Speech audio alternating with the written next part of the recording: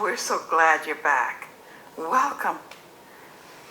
This time we are moving on to Chapter 10 of The Flower of Freedom. I wrote this book, so I hope you'll enjoy it. All rights to the book and my presentation of it are reserved. This chapter is called Retaliation. You know where to sit. The place is reserved just for you, and we're glad to have your company. Here we go. The reading, such as it is, will begin. The Flower of Freedom by Deborah Reeves, Chapter 10, Retaliation. The night of the liberation did not end well.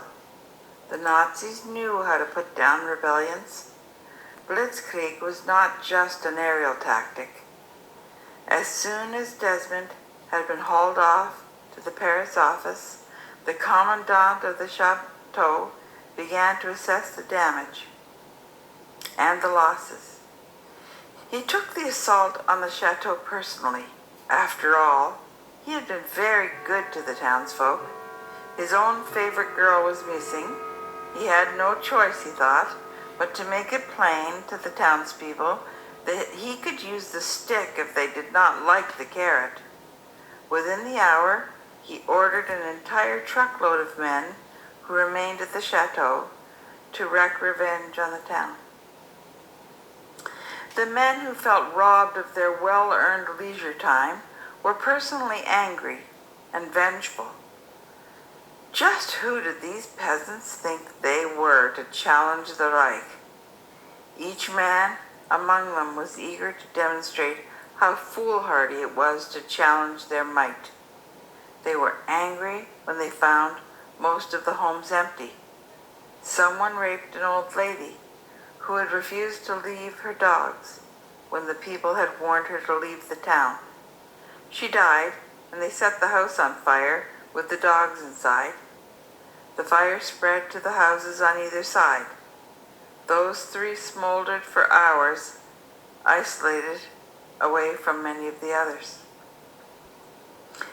Anyone they found, man or woman, was hanged in the village square, where the mayor had been previously hanged. They were tortured first, of course. The Commandant wanted to know where his paramour Anne-Marie was. No one knew that, but it did not matter. The contagion of cruelty grew and grew as one man egged on another. One man joked that Christmas had come early and that the trees were well decorated that year. The priest tried to keep guard at the church at the end of town. He tried to guard the house of God when hell was rising up all around the church. He watched the fires build from his church across from the town quadrangle. He could hear the screams, but all he could do was pray that the townspeople stayed away and stayed hidden. When the Nazi truck stopped in front of his gate, he asked God for the strength to stand his ground. He asked God to ensure that he would be just in the face of injustice. He asked God to help him remember that he was only a tiny human being in a body, and that he had a role to play that might make a tiny difference for his flock. Let me be faithful. Let me be faithful, he prayed. The men who burst through his door as he prayed at the altar were excited with bloodlust. They grabbed the priest and they bound him to the altar. They wanted to know many things. It was only after they had desecrated the church, broken many of the stained glass windows, urinated on the altar, and burned him with melted wax, asking over and over again where the townspeople had gone and where Anne-Marie Pomade was, that the Commandant entered the building. He ordered them to search the bowels and rafters of the church building for anyone. They came back carrying cases of wine for the altar to report that the church was empty. In soothing tones, the commandant, who was well known to the priest, assured the priest that the Germans were a civilized people. They did not want to do these things, he assured him, but the French were as unruly as little children, and they needed to be taught a lesson.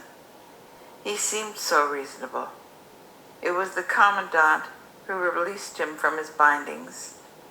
Why, he wanted to know, was there no one in the church?